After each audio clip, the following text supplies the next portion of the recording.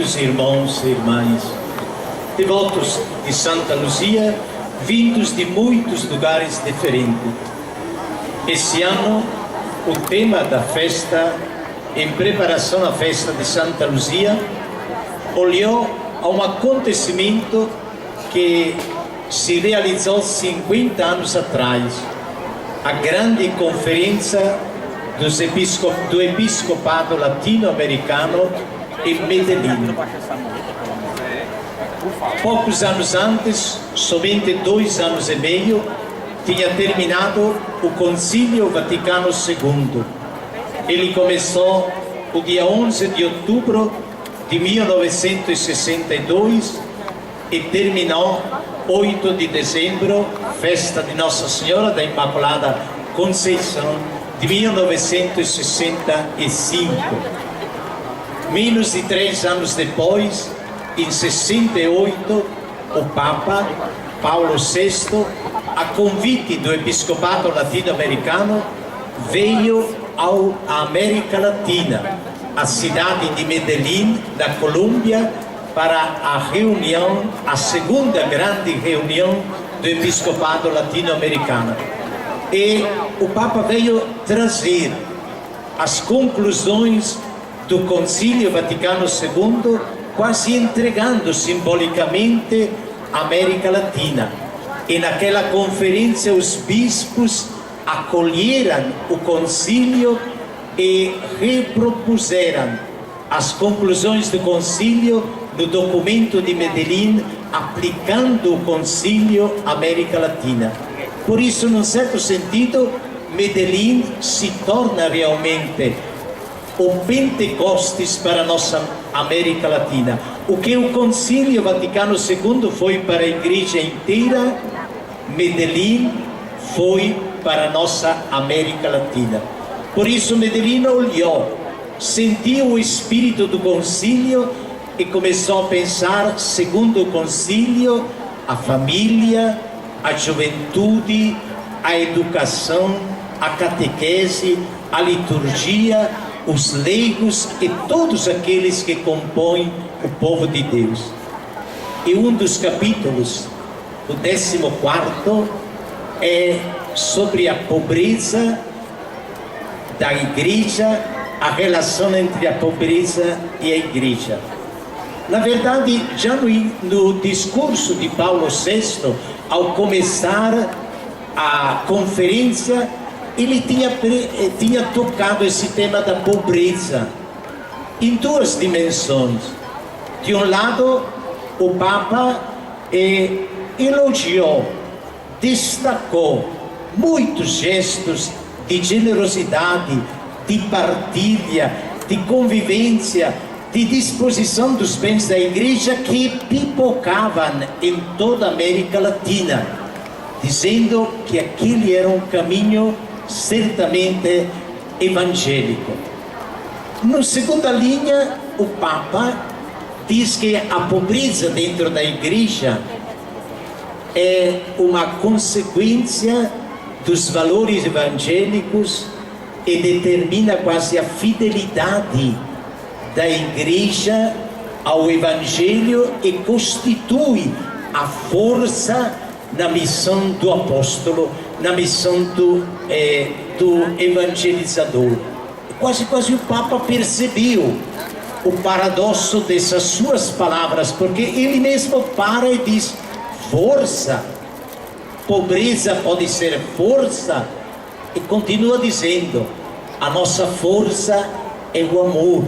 E muitas das coisas que se opõem ao amor, como o egoísmo, a avareza, o sentido de acumular só para si, de juntar, tudo isso se opõe ao amor. Eis porque, para o Papa Paulo VI, um dos temas muito importantes em Medellín deveria ser, a partir do seu discurso também, o problema da pobreza da igreja, a relação entre a igreja, a riqueza e, sobretudo, o espírito de pobreza de Cristo Jesus. E é por isso que o capítulo 14º do documento que os bispos de Medellín entregaram se refere à pobreza. a pobreza da igreja.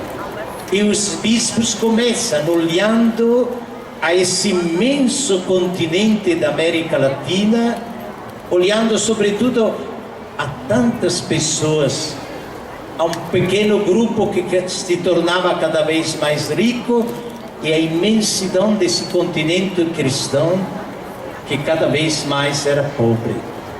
E ali os bispos começam a dizer nesse documento como a pobreza, eles definem 3 tipos de pobreza. A primeira é a pobreza material, a carência de meios. E aí os bispos lembram que esse fato é por si mesmo negativo, pois faz com que muitas pessoas não tenham meios, modos de viver, trabalho, casa, coisas que dignificam a vida de uma pessoa. E por si mesmo a pobreza, dizem, não é um bem, não é o desejo de Deus, não é a vontade de Deus, é a consequência do pecado. E como contrapartida, os bispos sentem a necessidade de se tornar, dentro desse grande continente da América Latina, a voz de quem não tem voz, a voz de quem às vezes não tem nem condições de reclamar uma justiça mais forte, maior, uma bem-estar para todos para toda a América Latina. Tem uma segunda pobreza que os bispos definem como pobreza espiritual. E aqui eles dão um destaque, quase relembrando aquela palavra de Jesus: ninguém pode servir a 2 senhores, pois odiará um e desprezará outro, ou amará o primeiro e desprezará o segundo. Ninguém pode servir a 2 padrões, a 2 senhores. E o Papa diz claramente no seu discurso, e os bispos retomam como a pobreza espiritual é realmente a atitude evangélica de confiar em Deus, de colocar a própria segurança no Senhor, não nas coisas que nós temos. E aqui nós entendemos quantas vezes nós, quando possuímos, a tentação é de colocar a nossa segurança no banco, no dinheiro, nas coisas, no poder.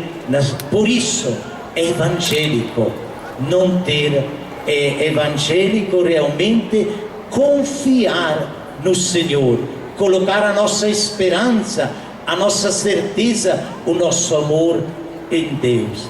E fala os bispos de uma terceira pobreza, é aquela assumida voluntariamente, às vezes renunciando ao próprio estado bom de vida para assumir uma conformidade, uma semelhança, uma sintonia com quem nasceu.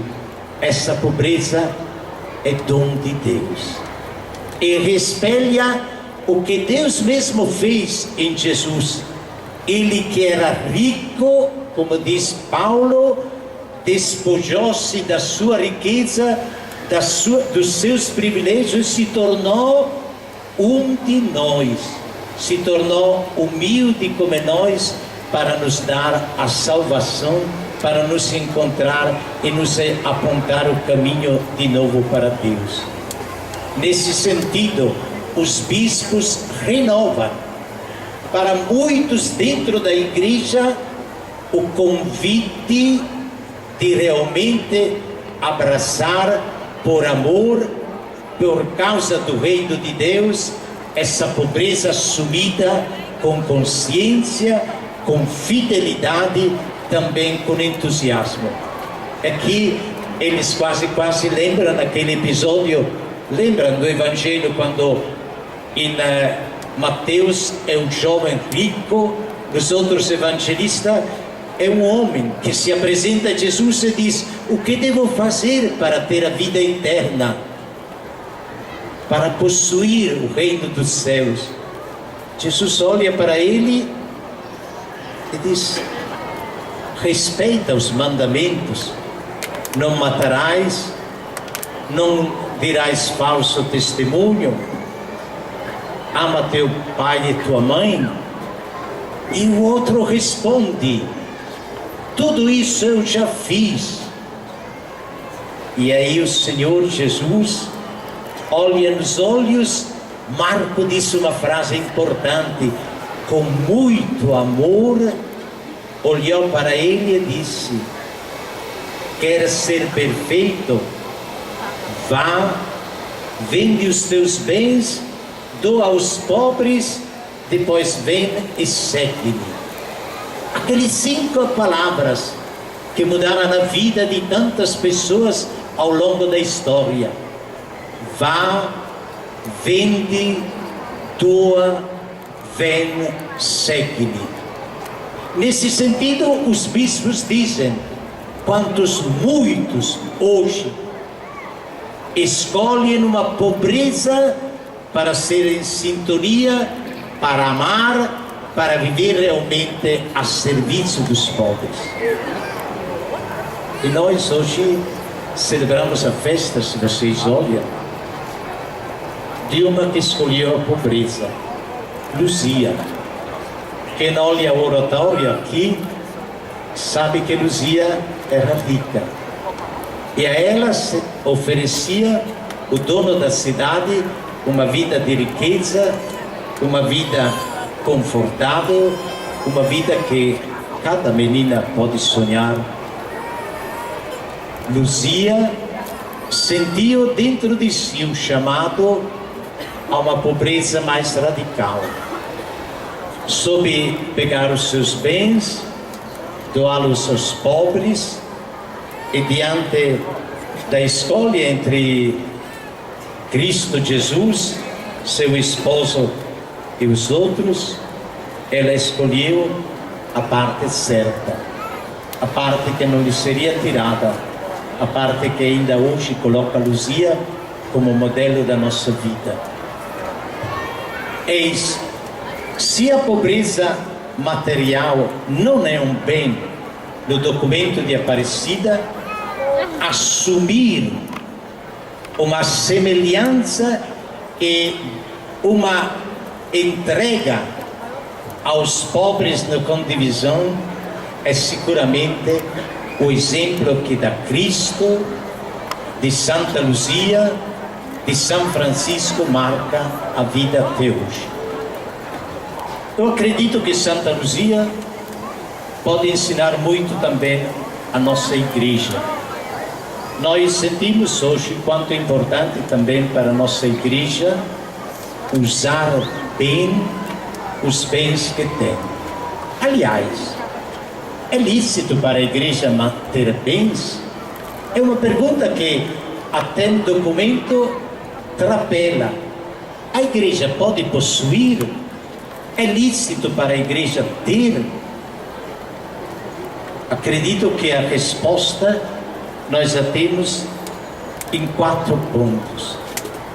A igreja pode possuir, desde de Jesus. Eles tinham com os apóstolos uma caixa comum.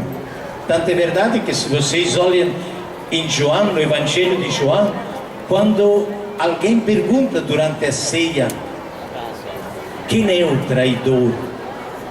E Jesus diz: aquele a quem eu dou o pão tingido no molho. E Jesus faz o gesto, coloca o pão no molho, entrega ajuda e diz: o que deve fazer, faça-o logo. Mas diz o Evangelho de João, ninguém entendeu, pois sendo que Judas possuía, mantinha a caixa comum, a bolsa comum, pensava que Jesus tivesse dito a ele: vá, compra o que é necessário para a festa, ou dá uma esmola aos pobres. Desde de Jesus, a igreja sempre possuiu A primeira comunidade juntava, colocava nos pés dos apóstolos. Agora justifica a igreja ter 4 pontos importantes. Primeiro, o culto a Deus. A igreja precisa de dinheiro, olha aqui, para a igreja, para reformar, para ajudar, para o louvor a Deus. É o primeiro. E quando se fala disso aqui, se fala das capelas, de todas as coisas. Segundo ponto, a igreja pode possuir para manter as pessoas que dedicam a própria vida inteiramente ao serviço a Deus. Aqui não é somente o padre, é também às vezes o secretário, tantas pessoas que trabalham a tempo integral para a igreja. A igreja pode possuir pela formação. Quanto é importante. Hoje de manhã concluiu o seminário, o ano letivo do seminário, para a formação, e não somente dos padres, dos leigos, de tantas pessoas. Quarto, não último, mas para distinguir, a igreja pode possuir, justifica possuir, sobretudo para ajudar os pobres. Sobretudo para ajudar os pobres.